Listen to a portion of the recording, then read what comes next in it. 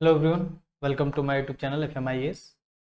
प्राचीन भारत का इतिहास हमारा सब्जेक्ट चल रहा है अभी। चैप्टर 5 आज डिस्कस करने वाले हैं, हड़प्पन सिविलाइजेशन। बहुत ही इम्पोर्टेंट टॉपिक है, वीडियो को एंड तक देखें ज़रूर। और जो लोग भी इस चैनल पर नए हैं, चैनल को सब्सक्राइब कर दीजिए और बेल आइकन को भी दबा दीजिए ताकि आने वाली वीडियो की आपको नोटिफिकेशन मिलती रहे और मैं ऐसे ही वीडियो बनाते रहूँगा आगे भी। चलिए शुरू करते हैं। हमारा आज का टॉपिक है चैप्टर 5, हड़प्पन सिविलाइजेशन। बहुत ही इम्पोर्टेंट चैप्टर है। इससे पहले जो भी हम लोगों ने पढ़ा था सारी संस्कृति के बारे में, यहाँ पे एक चीज़ निकल के सामने आ जाती है, सिविलाइजेशन। ये इस पीरियड के लोग इतने सभ्य हो गए थे कि इनको क्या है, हम सभ्यता नाम दे दिया है। पहले डिस्कस कर लेते हैं संस्कृति और सभ्यता में अंतर क्या है। पहले एक नज़र डाल लेते हैं। संस्कृति जीवन जीने की एक पद्धति है, ये सभ्यता है। आप यहाँ अंतर स्पष्ट कर लीजिएगा। और ये संस्कृति है। तो जो संस्कृति है वो जीवन जीने की पद्धति है, और जो सभ्यता है वो जीवन जीने का भौतिक तरीका है, यानी ये एक्सपेंसिव लाइफ हो जाती है, एक्सपेंसिव लाइफ। ठीक है। फिर संस्कृति में और क्या पॉइंट है? रहन सहन, खान पीन, रीति रिवाज, साहित्य, आस्था आदि शामिल है। और सभ्यता में क्या है? सभ्यता में हम लोग राजनैतिक और प्रशासनिक और वैज्ञानिक तरीकों को शामिल कर लेते हैं, और उसमें जैसे मकान, दुकान, जायदाद आदि शामिल होता है। सभ्यता जो है, सभ्यता उपभोक्तावादी चीज़ है, उपभोक्ता। संस्कृति को हम लोग महसूस कर सकते हैं। फिर हम लोग देख लेते हैं हड़प्पा सभ्यता यानी सिंधु घाटी। इसको हम लोग ब्रॉन्ज एज भी बोलते हैं, ब्रॉन्ज एज, कांस्य युग। यानी इसके पहले जो ताम्र पाषाण काल पढ़ाया था, मैं आपको बताया था कि कॉपर पहले खोजा गया था, पहला खोजा हुआ धातु था। उसमें इन्होंने क्या, टीन का प्रयोग किया, और टीन का प्रयोग करने से ब्रॉन्ज बनता है। कांस्य युग इसको इतिहासकारों ने नाम दे दिया है। अच्छा, सबसे इम्पोर्टेंट चीज़ है इसकी टाइम पीरियड। लोग टाइम पीरियड इसका नहीं समझ पाता है। तो इसका टाइम पीरियड जो है मैं आपको बता दूं, इसको 3 फेज में डिवाइड किया गया है। वो कौन कौन से फेज हैं? तो जो फर्स्ट फेज है वो प्री हड़प्पन है, प्री हड़प्पन। 3500 BC से, ईसा पूर्व से 2800 BC। ठीक है। और सेकेंड फेज हम हड़प्पन पढ़ेंगे, हड़प्पन। ये हमारा सेकेंड, यानी हड़प्पा के बारे में डिटेल स्टडी। इसका टाइम पीरियड क्या था? 2800 ईसा पूर्व से 1800 ईसा पूर्व। ठीक है। और जो हमारा थर्ड फेज था वो post Harappan, post Harappan 1800 BC से 1300 BC। हड़प्पा सभ्यता के इंपॉर्टेंट पॉइंट को डिस्कस कर लेते हैं। 1826 AD में, आप ये टाइम पीरियड याद कीजिएगा, 1826 AD में सर्वप्रथम चार्ल्स मैसन ने क्या किया, जो हड़प्पा के टीले थे उसके महत्व पर ब्रिटिश सरकार का ध्यान अपने तरफ, इसके तरफ खींचा था। क्योंकि क्या होता था उस समय, जो टीले होते थे वहाँ पे बहुत सारी पकी ईंटें होती थी। तो जो पाकिस्तान का सिंध क्षेत्र था वहाँ से लोग ईंटें चुराना शुरू कर दिए थे, और काफ़ी सारी जो ऐसी बस्तियाँ थी उनको उन्होंने नष्ट कर दिया था ईंटों को चुरा के। फिर क्या हुआ, ये स्टेप बाय स्टेप बता दे रहे हैं कि ब्रिटिश सरकार द्वारा एक आर्कियोलॉजिकल सर्वे ऑफ इंडिया 1861 में स्थापना किया गया। ये एक विभाग था जो अभी भी है, ASI। इसकी स्थापना की गई, जिसके जो डायरेक्टर जनरल थे वो थे अलेक्जेंडर कनिंघम। अलेक्जेंडर कनिंघम ने क्या किया, इनके द्वारा हड़प्पाई क्षेत्रों का व्यापक सर्वेक्षण कराया गया। यानी कनिंघम जो थे, ये हड़प्पा क्षेत्र का सर्वेक्षण कराया था इन्होंने। और 1921 में सर्वप्रथम दयाराम साहनी द्वारा पाकिस्तान के हड़प्पा टीले का उत्खनन कराया गया। तो हड़प्पा का जो टीला का उत्खनन कराया गया वो दयाराम साहनी द्वारा कराया गया। ठीक है। फिर क्या हुआ, 1990 यानी 1921 से लेके 1990 तक ये खुदाई चलती रही। उसके बाद से धौलावीरा की खुदाई लास्ट खुदाई थी। धौलावीरा गुजरात में पड़ता है। उसी की खुदाई के साथ पूरे हड़प्पा सभ्यता पर अधिकतम कार्य समाप्त मान लिया गया और ये लास्ट पॉइंट था। फिर 2013 में एक मैगजीन था जिसका नाम था फ्रंट लाइन। इसमें इसने बताया था कि अगस्त 2013 में फिर सारा जो गुजरात में पड़ता है लोकेशन, उसको हड़प्पा सभ्यता में जोड़ दिया गया था। ठीक है, तो ये रहा पूरा बैकग्राउंड। आगे बढ़ते हैं और देखते हैं उस टाइम भारतीय संस्कृति के साथ साथ यानी सिंधु सभ्यता के साथ साथ दुनिया में और कितनी सारी सभ्यताएं की समकालीन थी। तो ये आप एक बार मैप देख लीजिए। ठीक है, टोटल 4 सभ्यताएं जो बड़ी सभ्यताएं थी, छोटी छोटी सभ्यताएं पनप रही थी उस टाइम, लेकिन उस समय बहुत बड़ी बड़ी जो सभ्यताएं थी जिनमें सबसे विकसित आप देख सकते हैं लोकेशन में हड़प्पा सभ्यता थी। यानी इंडस वैली जो सिविलाइजेशन थी, इसको दुनिया का सर्वश्रेष्ठ सभ्यता माना गया। ठीक है, और उसी टाइम में मेसोपोटामिया जो दजला फुरात नदी किनारे थी, और एक नाइल सभ्यता हुआ करती थी जो इजिप्ट में थी, मिस्र की सभ्यता इसको भी बोलते थे, और एक हुआंग सभ्यता हुआ करती थी जो येलो रिवर यानी पीली नदी के किनारे विकसित हुआ करती थी। पीली नदी, आप ये चाइना की सभ्यता देख लीजिए, मेसोपोटामिया की देख लीजिए या इजिप्ट की देख लीजिए, इन सब में जो सबसे ज्यादा विकसित सभ्यता थी वो हमारे भारत की सिंधु सभ्यता थी। तो आइए जान लेते हैं इसका भौगोलिक विस्तार कहाँ से था। तो नॉर्थ में, ये नॉर्थ, एक मैं आपको फिगर बना दे रहा हूँ, north south and east and waste.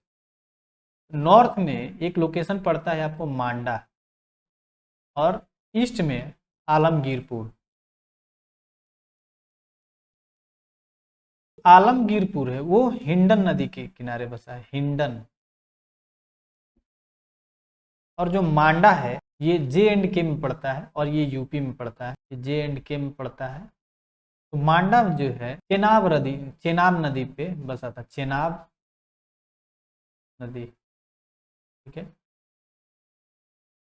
South में क्या था, भगत राव, ये ताप्ती नदी पे था, ताप्ती नदी के थोड़ा सा ऊपर। और वेस्ट में था वो सुतकांगेडोर था, ये ईरान में पड़ता है, सुतकांगेडोर ईरान के बॉर्डर पड़ता है। तो ये इसकी जो टोटल लेंथ थी, ये त्रिभुजाकार थी, टोटल एरिया था 12,99,600 स्क्वायर किलोमीटर में फैला था। ये इग्नू का डेटा है। तो ये इसकी भौगोलिक स्थिति थी। एक बार मैं आपको मैप के द्वारा फिर से समझा दूं कि ये मांडा है, इधर आलमगीरपुर पड़ता है, ठीक है, इधर भगत राव पड़ता है, और ये अफगानिस्तान है, ये पाकिस्तान है, और ये ईरान की बाउंड्री है, ये ईरान, उस समय ईरान की बाउंड्री के पास। मैप के द्वारा समझ गए होंगे। तो चलिए इसी क्रम में हम आगे बढ़ते हैं और देखते हैं हमारा नेक्स्ट पॉइंट। इसकी विशेषताएं क्या थी, इसको हम लोग बोलेंगे प्रथम नगरीकरण यानी प्रथम शहरी सभ्यता थी। यहाँ के लोग इतने विकसित हो गए थे कि यहाँ पक्की ईंटों के मकान बनाते थे। इंडस्ट्री रही होगी, तो इसको हम लोग बोलेंगे प्रथम शहरी सभ्यता। शहर में क्या शामिल हो जाता है, गांव, कस्बे, शहर, ये सभी शामिल हो जाएंगे इसमें। ठीक है, एक जैसे हमने ऐसा, तो गांव, फिर कस्बे, फिर ये शहर, ये सारे चीज उसमें शामिल थे।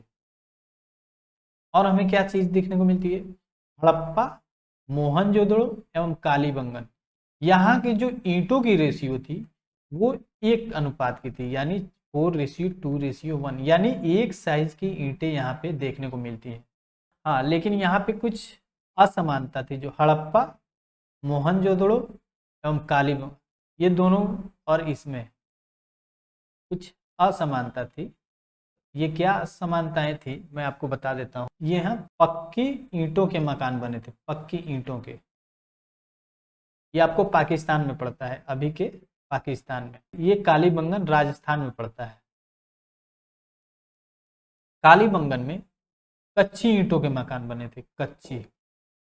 तो ये बहुत इंपॉर्टेंट पॉइंट हो जाता है, आपको ये नोट कर लेना चाहिए। हड़प्पा और मोहनजोदड़ो में पक्की ईंटों के मकान थे और कालीबंगन में कच्ची ईंटों के मकान थे। नेक्स्ट पॉइंट हमारा क्या है, आइए देखते हैं अगर हमारा अगला पॉइंट। इस फिगर को आप देखिए, इस फिगर में आपको दिख रहा होगा एक निचला शहर। ये निचला शहर काफी बड़ा था, ठीक है, और ये एक दुर्ग। तो इसको इतिहासकारों ने कहा कि ये यहाँ पे हमें असमानताएं देखने को मिलती है। यानी जो दुर्ग था ये किला हुआ करता था, यानी जो भी अमीर वर्ग था वो यहाँ रहा करता था, और जो गरीब वर्ग था वो निचला नगर में रहा करता था। निचला नगर क्यों? क्योंकि ये थोड़ा डाउन में था, इसलिए इसको निचला नगर कहा गया। ये डाउन में था, और ये दुर्ग, और ये ईस्ट में होता था और ये वेस्ट में। तो इसको किला या दुर्ग भी बोलते हैं, इसको किला या दुर्ग। तो ये जो एरिया था ये आम नागरिक के लिए बनाया गया था। तो यहाँ पे हमें क्या देखने को मिला, यहाँ पे हमें सोशल डिवाइडेशन देखने को मिल रहा है, सोशल डिवाइडेशन। को आगे ले चलते हैं नेक्स्ट पॉइंट की तरफ। देखिए, हड़प्पा सभ्यता एक शहरी सभ्यता थी, क्योंकि एक शहर के होने के सभी शर्तों को पूरा करती थी, ठीक है। उत्खनन से बड़े बड़े भवन, निश्चित जनसंख्या, व्यापार वाणिज्य, लिपि आदि के साक्ष्य प्राप्त थे। यानी व्यापार वाणिज्य के साक्ष्य कैसे प्राप्त थे? तो जो हमारे विदेशों में मेसोपोटामिया की सभ्यता है, वहाँ से हमारे जो सिंधु सभ्यता की मुहरें वहाँ पे काफ़ी अधिक मात्रा में पाई गई है। इसीलिए इसको साक्ष्य के तौर पे मान लिया जाता है कि हमारे जो व्यापार, सिंधु सभ्यता के व्यापार अन्य देशों से भी होते थे। शहर चलाने के लिए एक शासकीय तंत्र की भी प्रकाश पड़ता है, ठीक है, क्योंकि इतना बड़ा शहर बिना एक शासन के नहीं चल सकता है। फिर हड़प्पा शहर के बाहर किलेबंदी की संकल्पना है, यानी जो भी वहाँ पे शहर आपने देखा था उसके चारों बगल एक बाउंड्री वॉल बना दिया गया था, यानी इसको सुरक्षा की दृष्टि से। हड़प्पा में सड़कें कैसी थी? तो जो सड़कें थी, सड़कें हड़प्पा में एक दूसरे को परपेंडिकुलर काटती थी, यानी फिगर के द्वारा आपने समझ लिया गया होगा कि एक दूसरे को, यानी अभी का जो आधुनिक शहर बसाया जा रहा है, जैसे चंडीगढ़, इसको मान लेते हैं स्मार्ट सिटी, जस्ट लाइक वो वैसा ही शहर था जैसे अभी का चंडीगढ़ है, जो प्लान तरीके से बसाया गया है, ड्रेनेज सिस्टम था उस पर। तो वो क्या था, एकदम सड़कें परपेंडिकुलर काटती थी और उसके साइड में मकान हुआ करते थे रोड के बगल में। फिर क्या था, इस सभ्यता में सड़कें ग्रिड पैटर्न, मैंने आपको बताया, जैसे चेस बोर्ड होता है, चेस बोर्ड, चेस बोर्ड आपने देखा होगा कि ऐसे कुछ होता है चेस बोर्ड, उसी की भांति एक दूसरे को समकोण पर काटती हुई बनी थी। फिर समकालीन विश्व की किसी भी सभ्यता में इतना सुंदर सड़क नियोजन नहीं था, इसीलिए हमारा जो सिंधु सभ्यता था वो बाकी सभ्यताओं से सबसे विकसित सभ्यता माना गया है। आगे देखते हैं। देखिए, सड़कें जो थी वो कच्ची बनी थी, वो ईंटों से ना बन के वो कच्ची बनी थी। तो ये एक इम्पोर्टेंट पॉइंट हो जाता है। लेकिन नालियां जो थी, आगे हम आपको नालियां बताएंगे, नालियां पक्की बनी थी। तो देख लेते हैं तीसरा पॉइंट। हड़प्पा में नाली व्यवस्था काफी बेहतर थी। यहाँ बड़ी बड़ी तथा ढकी हुई नालियां बनाई गई थी। नालियों का निर्माण पक्की ईंटें, चूना एवं जिप्सम का प्रयोग किया गया था। मतलब नालियों के निर्माण के लिए पक्की ईंटें, चूना, जिप्सम का निर्माण किया गया था। आप ये फिगर देख लीजिए, जो नालियां थी ये पक्की ईंटों की, और ये सबसे खूबसूरत बात इसमें क्या थी, जो नालियां बनी थी वो ढकी हुई थी।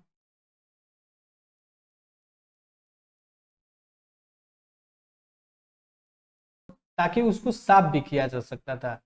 तो आज आप देख सकते हैं शहर में क्या हाल है, खुली खुली नालियां हैं। बड़े बड़े शहर में जाइए, वहाँ भी नालियां खुली रह रही हैं। तो उस समय आप सोच सकते हैं कि जो हड़प्पा सभ्यता के लोग थे वो नेचर से कितना प्रभावित थे और हाइजीन कितना मेंटेन करते थे। नेक्स्ट आगे देखते हैं। फिर हड़प्पा में जो आवास कैसे बने थे। हड़प्पा वासियों द्वारा आवासों का निर्माण उपभोक्तावादी, उपभोगिता यानी सारा ऐशो आराम का सामान उसमें मौजूद उस टाइम के हिसाब से था। ठीक है, उपभोगितावादी दृष्टिकोण को ध्यान में रखकर किया गया था। घर एक मंजिले, दो मंजिले और कहीं कहीं बहुमंजिले बने हुए। घरों के निर्माण में पक्की ईंटों का प्रयोग किया गया है, लेकिन कहीं भी पत्थर का प्रयोग नहीं किया गया है। यानी उस समय लोग ईंटों को घरों में ही पकाते थे, ऐसा एक शोध में बताया गया है। ठीक है, प्रत्येक घर में रसोई, बेडरूम, कुआं और आंगन बने हुए थे। यानी आप इस पे विचार कीजिए कि उनका जो रहन सहन था वो कितना आगे तक का था। जस्ट इसके बाद जब हम लोग पढ़ेंगे वैदिक युग, तो उसमें देखेंगे अचानक से इस सारी चीजों से एकदम भिन्न ग्रामीण सभ्यता। चलिए आगे बढ़ते हैं। ये कुआं है, आप देख सकते हैं लगभग लगभग हर घरों में ऐसे कुएं बने होते थे। आप इस नक्शे को एक बार ठीक से देख लीजिए और आगे देखते हैं। आगे हम लोग डिस्कस करेंगे अर्थव्यवस्था के बारे में। तो अर्थव्यवस्था में क्या शामिल हो जाएगा, तो एक कृषि, पशुपालन, शिल्प एवं व्यापार, ये चार चीज हम लोग अर्थव्यवस्था में पढ़ेंगे, क्योंकि यही कृषि सबसे बड़ा उस टाइम का अर्थव्यवस्था रहा होगा। एवं पशुपालन और व्यापार क्या क्या चीज़ के करते थे, वो सारी चीज़ें हम लोग डिस्कस करेंगे। तो चलिए देखते हैं हमारा अगला पॉइंट, कृषि को डिस्कस कर लेते हैं। हड़प्पा में कुल 9 फसलें पाई गई हैं। 9 फसलें पाई गई जिनमें गेहूं, जौ, चावल मुख्य थी। चावल के साक्ष्य 2 स्थानों पर, रंगपुर तथा लोथल, ये 2 जगह से पाए गए हैं चावल के साक्ष्य। कालीबंगन से जूते हुए खेत के साक्ष्य। अच्छा, जूते हुए खेत के साक्ष्य कैसे मिले हुए हैं, वहां पे हल मिला हुआ है, हल ऐसे, और ये बैल के ऊपर रख दिया जाता था और ये नुकीला होता था। हल से जब मिट्टी को कोड़ा जाता था तो कुछ मिट्टी इधर की तरफ जाएंगे और कुछ इधर की तरफ जाएंगे। तो एग्जैक्ट ऐसे ही हमें साक्ष्य प्राप्त हुआ है। तो जूते हुए खेत के साक्ष्य मिले हैं और बनावली से मिट्टी के बने हल, बनावली मिट्टी के बने हल का नमूना प्राप्त हुआ है। हड़प्पा सभ्यता के लोग सिंचाई के लिए मुख्य रूप से नदियों पर निर्भर थे। हालांकि कई स्थानों पर कृत्रिम सिंचाई के साक्ष्य भी मिला है, जैसे अफगानिस्तान में स्थित सुर्तघई नहर के साक्ष्य तथा धौलावीरा से एक जलाशय का प्रमाण मिला है। आइए नेक्स्ट देख लेते हैं, पशुपालन। तो हड़प्पाई लोग जो थे विभिन्न पशुओं को पालते थे, जिसमें एक कुबड़ वाला बैल यानी यूनिकॉर्न, इसको तथा विभिन्न मवेशी, बकरी, गाय, बैल आदि मुख्य। जो ये कुबड़ यूनिकॉर्न था, ये इंपॉर्टेंट इसलिए हो जाता है क्योंकि जितनी भी उनके सीले या मुहरे मिली हैं उनपे इस कुबड़ वाला बैल का, यूनिकॉर्न का फिगर है। तो लिपि हम आगे डिस्कस करेंगे। हड़प्पा वासियों को घोड़े का ज्ञान नहीं था, यानी हमें इसका कोई साक्ष्य नहीं मिला है। हालांकि कुछ अपवाद हैं उसको छोड़ के। तुर्कोतदा से घोड़े के साक्ष्य, मोहनजोदड़ो से मिट्टी की बनी घोड़े की मूर्ति, ये दोनों मिली हैं। लेकिन विद्वानों का बहुमत जो था वो शुरुआती दौर में घोड़े की जो ऊपरी चरण है उससे है। ठीक है, तो आज के लिए इतना ही। नेक्स्ट वीडियो में हम लोग डिस्कस करेंगे शिल्प व्यवसाय एवं व्यापार। वीडियो अगर आपको अच्छी लगी हो तो चैनल को सब्सक्राइब कर दीजिए और हमारे इस वीडियो को लाइक कर दीजिए और शेयर जरूर कीजिएगा। वीडियो देखने के लिए धन्यवाद।